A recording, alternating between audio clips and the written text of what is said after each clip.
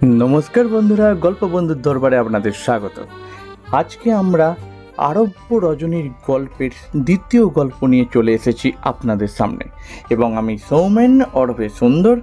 आमि किन्तु आजके आपनादेर गोटा गल्पटी बोलबो एबं आजकेर जे गल्प सेई गल्पटिर नाम आदि कथा, अर्थात पुरानो जुगेर बोलते पारेन आरब्य रजनीर प्रथम गल्प किन्तु एई आदि कथा।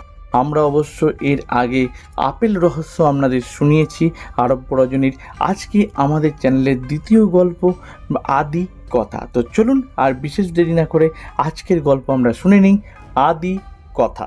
গল্প শুরুর আগে আপনাদের কাছে আমাদের একান্ত অনুরোধ, আমাদের চ্যানেল গল্প বন্ধুকে সাবস্ক্রাইব করুন।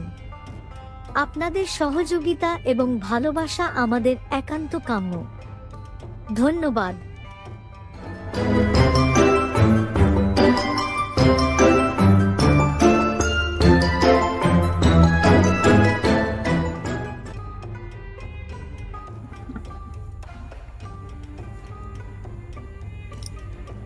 অনেক কাল আগেকার কথা।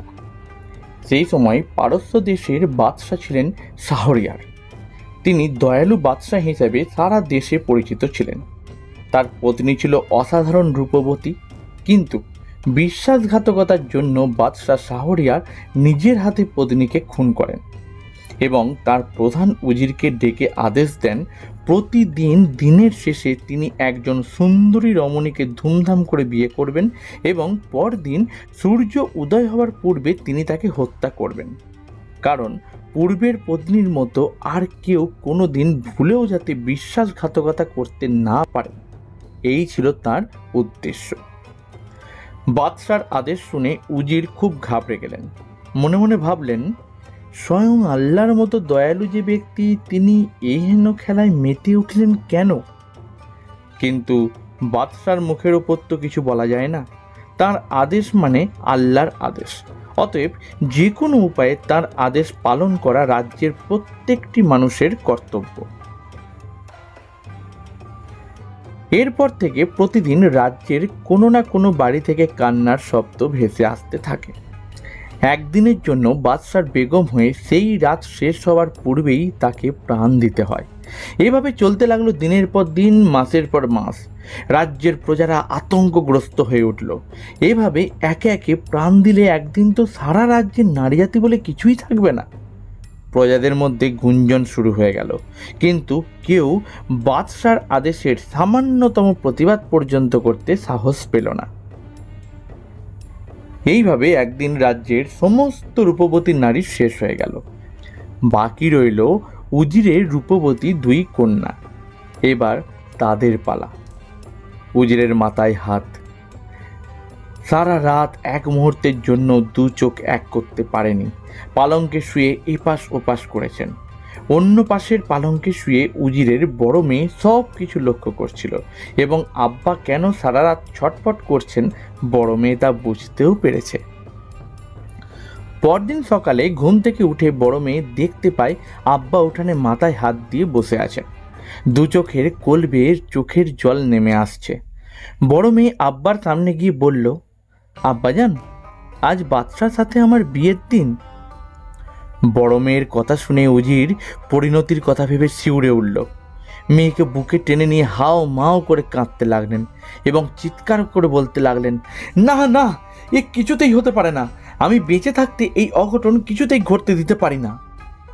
বড় মেয়ে সান্ত্বনা দিয়ে বলল, আপনি মিথ্যে ভয় পাচ্ছেন আব্বাজান, আমার কোনো ক্ষতি হবে না।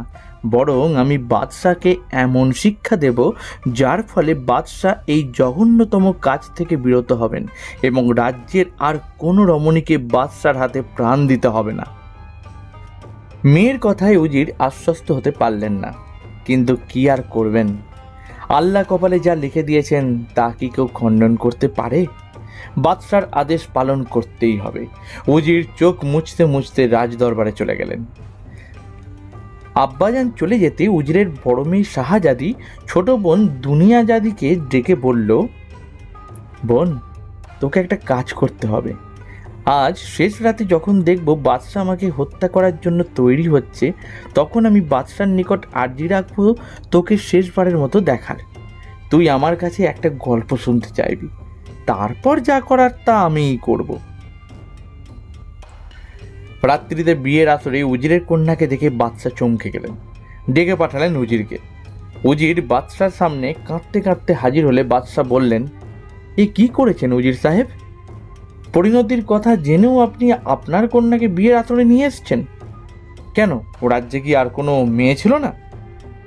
উজির কাঁদতে কাঁদতে বলল, কি করবো হুজুর, এক এক করে রাজ্যের সমস্ত উপযুক্ত নারী যে নিঃশেষ প্রায়।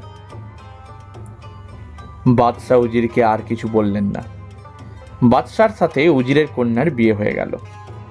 গভীর রাতে যখন রাজ্যের মানুষ ঘুমিয়ে পড়েছে, তখন উজিরের চোখে জল। ছোট কন্যা দুনিয়াজাদি আব্বাজানকে সান্ত্বনা দিয়ে বলল, আব্বাজান, আপনি কিছু ভাববেন না, দিদি খুব বুদ্ধিমতী, তার কোনো ক্ষতি হবে না। এদিকে শাহজাদি যখন দেখল তার অন্তিম মুহূর্ত প্রায় আসন্ন, তখন সে বাদশার গলা জড়িয়ে ধরে বলল, জাহাপনা, আজকের রাত আমার জীবনের শেষ রাত।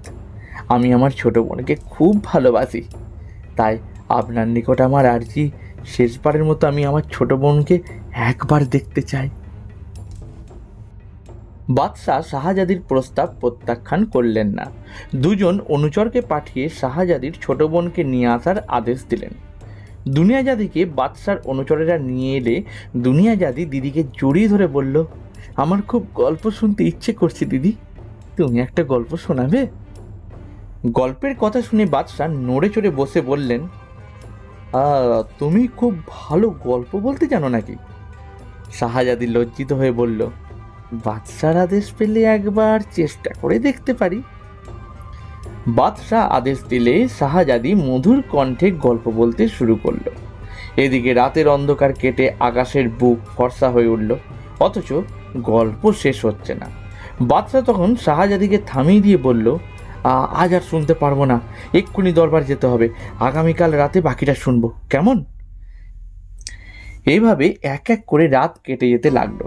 প্রতিদিন রাতের শেষে শাহজাদি গল্প অসম্পূর্ণ রেখে দেয়, ফলে বাদশার শেষটুকু শোনার আগ্রহে বেগমকে হত্যা করার কথা ভুলেই যায়। এইভাবে 1001 রাত কাটিয়ে দিয়েছিল বুদ্ধিমতী শাহজাদি। ধীরে ধীরে বাদশাহ শাহজাদির রূপে গুণে মুগ্ধ হয়ে পড়েন। তিনি তখন নিজের ভুল বুঝতে পারলেন। পৃথিবীর সব মেয়েরা যে এক নয়, সবাই যে বিশ্বাসঘাতক নয়, তা তিনি অনুভব করলেন। সেই দিন থেকে বাদশাহ আবার সেই আল্লাহর রূপের মতোই প্রত্যেক প্রজাদের দেখতে শুরু করলেন।